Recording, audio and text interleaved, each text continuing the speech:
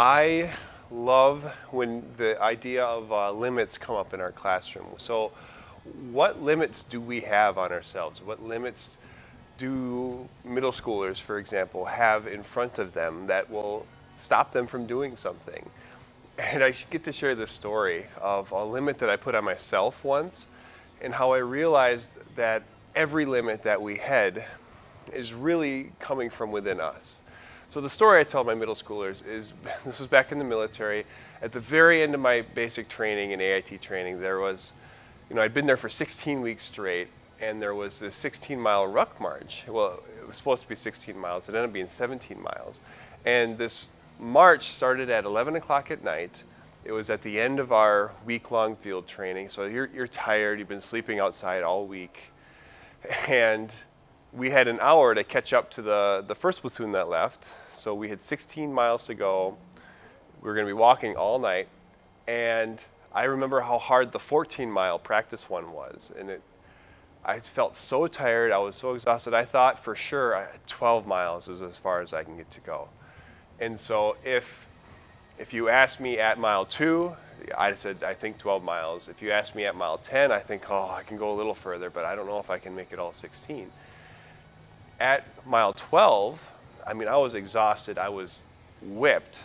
But after so many weeks and the end is in sight, there's just no way I was going to give up. And so I was able to push through those last miles by looking, okay, I can get to that corner, or hey, that person's there, I can walk to there, and just keep going and keep going.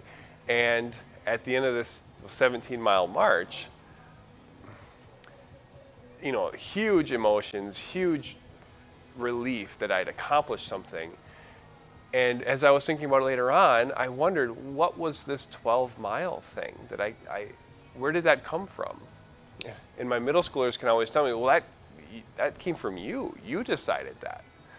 Now, if you had set me out and said, march as far as you can, I probably would have stopped somewhere around 12 miles. And that limit, it wasn't a true physical limit. It wasn't something that was actually stopping me.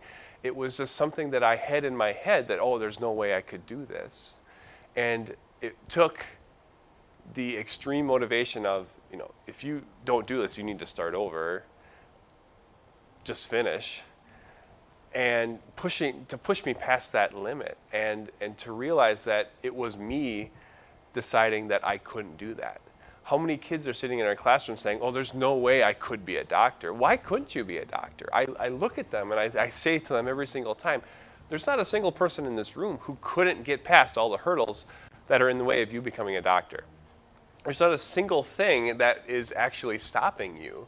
There's no hill too high that if you decided, hey, I'm going to really buckle down, I'm going to get after it, there's nothing stopping you. The limit is inside of yourself.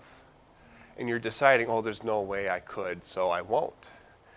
And that becomes a real thing when we believe it and when we let it. What we need to do is expose them and show kids, you think that you can't do X, well, here's why you could do that.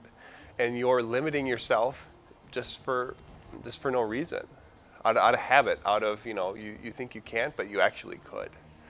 So I love sharing how limits are a powerful part of our lives and a part that's kind of within our own control. We can be dreaming bigger, we can be reaching higher, and we don't need to